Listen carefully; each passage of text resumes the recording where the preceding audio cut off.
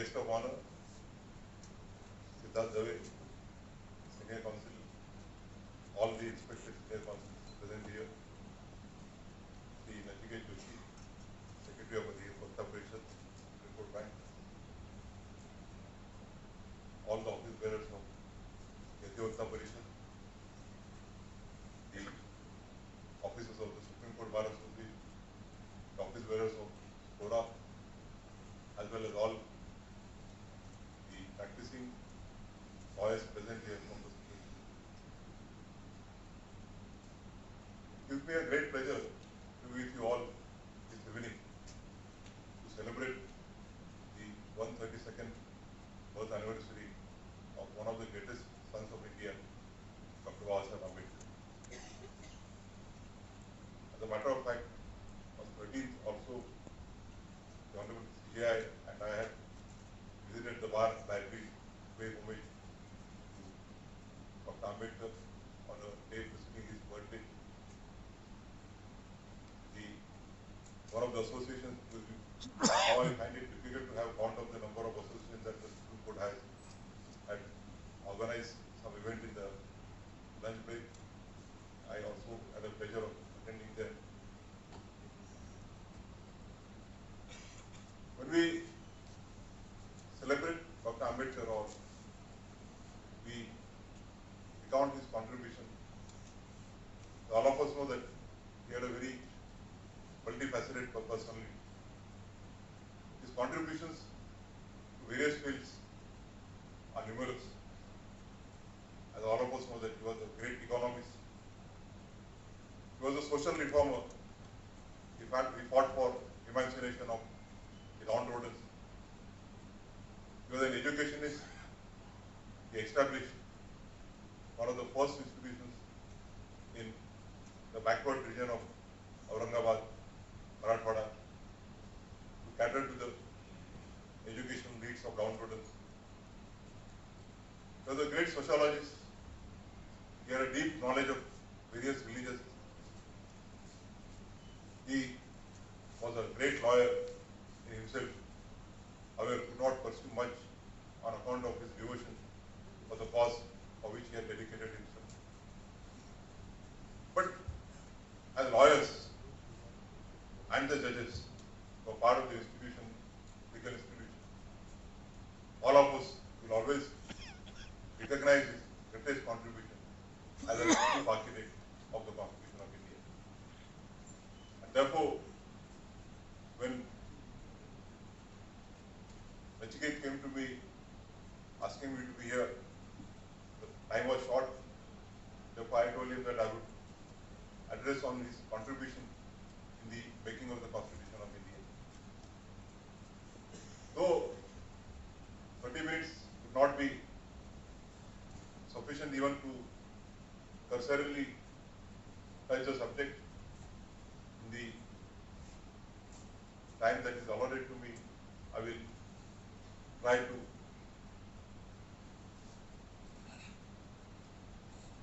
refer to some of the speeches in the Constitutional Assembly and cursorily touch his contribution to the greatest document that all of us worship, that is the Constitution of India. As all of us know that Dr.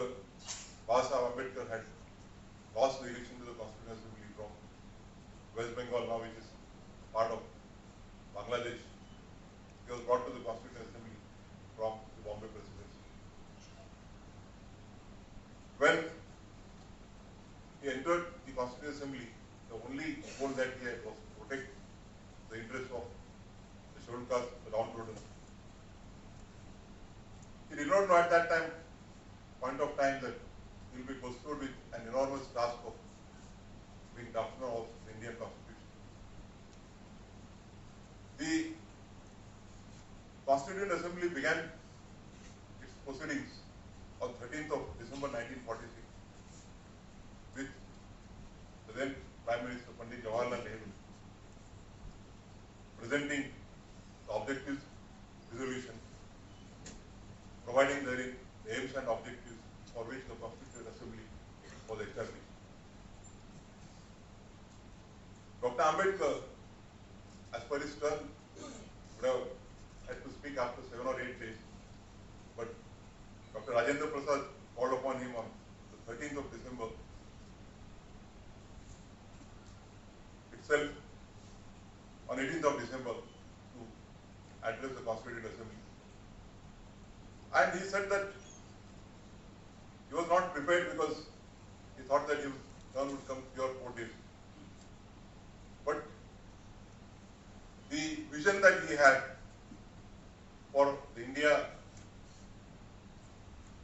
future of India, as to what should the India be, would be reflected in his very first speech on the 17th of December 1946.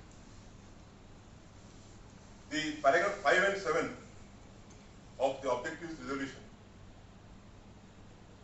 referred to the fundamental rights to safeguard the minimum and to safeguard the rights of the backward classes, the minorities, and etc. Dr. Ambedkar said that there is no controversy with regard to this objective. But this objective, I would quote from him, that these paragraphs set out the objectives of the future constitution of this country. I must confess that, coming as the resolution does from Pandit Jawaharlal Nehru, who is reputed as a socialist, although non-controversial to my mind, is very disappointing. He said that when one reads that part of the resolution, it reminds one of the Declaration of the Rights of Man, which was pronounced by the French Constituent Assembly 450 years back. And he said that by passage of time, there was no necessary that a declaration of such rights was necessary, because it was presumed that such rights are inherent for existence of a decent human life. He said that, and I quote, that these principles have become the silent, immaculate premise of our outlook. It is therefore unnecessary to proclaim as forming a part of our creed. And he spoke about one of the most challenges that he thought. He said, the resolution suffers from certain other lacunas. I find that this part of the resolution, although it enunciated certain rights, does not speak about the remedies. All of us are aware of the fact that rights are nothing unless the remedies are provided. Whereby people can seek to obtain redress when rights are invaded, and he expresses grievance that he finds a complete absence of the remedies. He further stated that there are certain issues in the objective resolutions which were left to the sole discretion of the executive. And he said, sir, there are here certain provisions which speak of justice, economical, social, and political. If this resolution has a reality behind it and a sincerity of which I have not the least doubt, coming as it does from the move of the resolution, I should have expected some provisions whereby it would have been possible for the state to make economic, social, and political justice a reality. And I should have, from that point of view, expected the resolution to state in more explicit terms that in order that there may be social and economic justice in the country, that there would be nationalization of industry and nationalization of land. And therefore we find that the seeds of one of the most important articles in the Constitution, that is Article 32, finds seeds from his first speech before the Constituent Assembly, and so also the Part 4 of the Constitution, that is the directive principles, would found seeds in his first speech. Dr. Ambedkar always was of the view that above everything is a nation, and he always advocated the unity of the nation. He said that today We are divided politically, socially and economically. We are a group of warring camps, and I may go even to the extent of confessing that I am probably one of the leaders of such a camp. He did not feel shy of speaking the background that, as all of us know, that the framing of our constitution had preceded the history of fight for Indian independence. It also preceded the fight for social and economic equality by the millions of people who were deprived of their basic rights. And therefore, he said that with all our castes and creeds, it shall be very difficult to unite all the people. He was making a reference with regard to the boycott by the Muslim League on the proceedings of the Constituent Assembly. And he said that we must make an attempt to bring back the Muslim League in the main fray and frame a constitution which will be acceptable to one and all, including the Muslim League. Then another important aspect that we find in his first speech is with regard to the central and the state relationships. In the objective resolution which was proposed by Pandit Jawaharlal Nehru, he had proposed a constitution on the American formula, American basis, wherein the separate constitution would be there for the federal government and the separate constitutions for the provinces as well as the principalities. And he said that though paragraph 5, 6 and 7 were not of controversial nature, but paragraph 3 was certainly of a controversial nature.